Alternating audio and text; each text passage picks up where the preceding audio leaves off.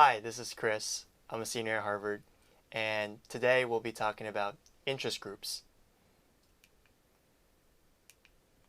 There are three parts to this lecture. Part 1, organizing a political interest group. Part 2, the free rider problem. And Part 3, problems with interest group politics. I'm going to start by asking a question to Professor Peterson. Has the U.S. always had a lot of interest groups? Well, as far back as the 1840s, Alexis de Tocqueville said that Americans are forever forming associations. He didn't call them interest groups, but associations are pretty much the same thing. At the head of any new undertaking, where in France you would find the government, or in England some territorial magnate, that is, some rich person, in the United States you are sure to find an association. What is pluralist theory? And why do they say that it's easy to organize an interest group? Well, the pluralists are pretty much like de Tocqueville. They say interest groups just naturally form out there. They're easily organized. In America, there's just lots of them all over the place. No particular group is in power. If somebody is for something, there's going to be a group on the other side as well. So they tend to block each other and prevent either side from getting too much power. And they're very happy about it. They think that American politics is basically a conflict of interest groups. And that's a good thing because everybody can join a group, everybody does join a group, and it becomes a very lively, interactive, happy society. Now, it's true that because power is so widely shared among interest groups and because our institutions divide power, when we have checks and balances between the local government, the state government, the federal government, between the Senate and the House, and in the state legislature between the governor and the legislature, because there's so many different ways in which groups can get a hook into the system, policy changes only slowly. But that's good. Policy changes slowly because nobody is affected badly too quickly at any one particular point in time.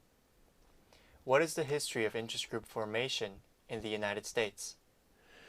Well, in the 19th century, you get the beginning of organized groups, that they're not just sort of these informal associations that de Tocqueville talked about, but sort of organized groups. Agriculture is the place where it all begins. Not surprisingly, because the United States was mainly agriculture in the late 19th century.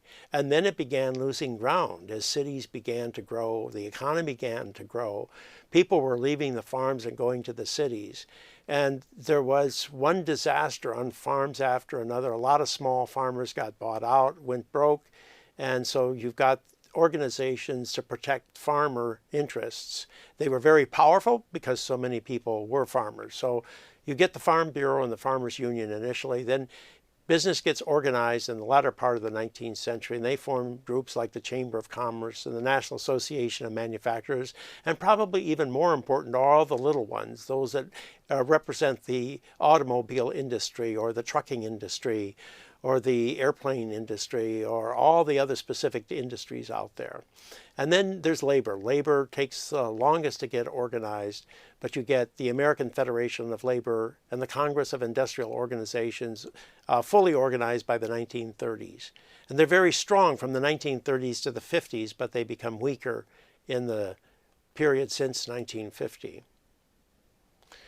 So after 1960, you get a whole host of new groups that didn't exist historically.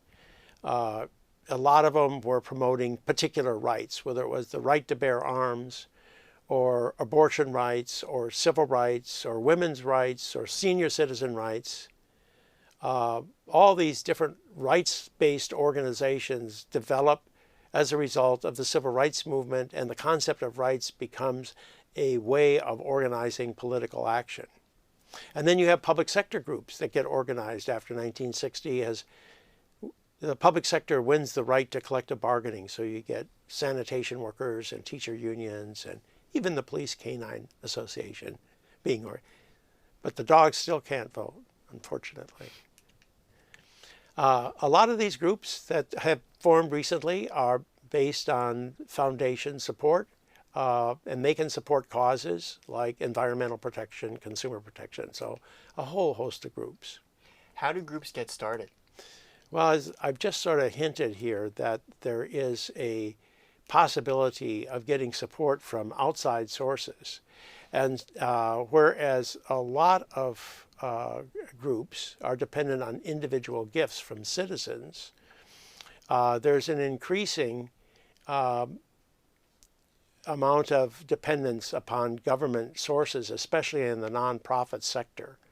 So that green bar, which shows government role in the formation of groups, is very important for the formation of nonprofit groups that provide services but also provide a power base. Not everyone agrees that it's easy to start interest groups. Why can it be difficult? Well, even if people agree on a particular objective, and the objective I'm going to put out there because it's not one that people talk about much, is eliminating noisy, polluting leaf blowers. So even if everybody agrees that we should eliminate leaf blowers, most people will not join the National Association for the Abolition of Leaf Blowers. Why won't they? Because even if you join, those leaf blowers are going to continue to blow. And we're going to show you just how noisy they are and how difficult it is to get rid of them in the video at the end of this part. But most people aren't going to join to fight leaf blowers because they've got jobs, families, and even if they do put a big effort into it, they're not likely to succeed. And if it does happen that the leaf blowers are eliminated, then they benefit anyhow. So now on a campus, it may be different. It may be possible to organize on a campus because the population is geographically concentrated, and you have like-minded, publicly spirited individuals with fewer job and family considerations. So that's why college campuses can be a great place to organize a political group. I'm going to leave you with two examples to look at. One is the American Association of Retired Persons, and to find out their strategy for organizing. And then I'm going to leave you with a leaf blower story, which shows you just how hard it is to fight the leaf blowers. We all have something neatly tucked away in the back of our mind. A secret hope. That thing we've always wanted to do. It's not about having dreams. It's about reaching them. An ally for real possibilities. AARP. Find tools and direction at aarp.org/possibilities.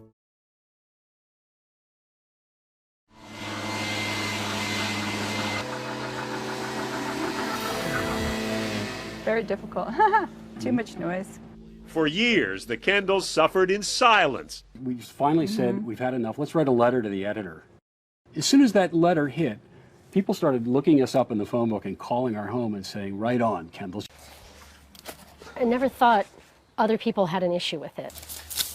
Maya McBride, a mother of 3, was one of many who responded to the Kendalls' letter with a leaf blower grievance of her own. We didn't notice it until maybe about a year into living here, when we realized we couldn't have any birthday parties for our kids on a Saturday. You couldn't have a birthday party in the backyard for a kid? No, we couldn't. Because? Because the leaf blowers went on for so long, and they were so loud. In leafy Orinda, the Kendalls were suddenly leading a movement for change.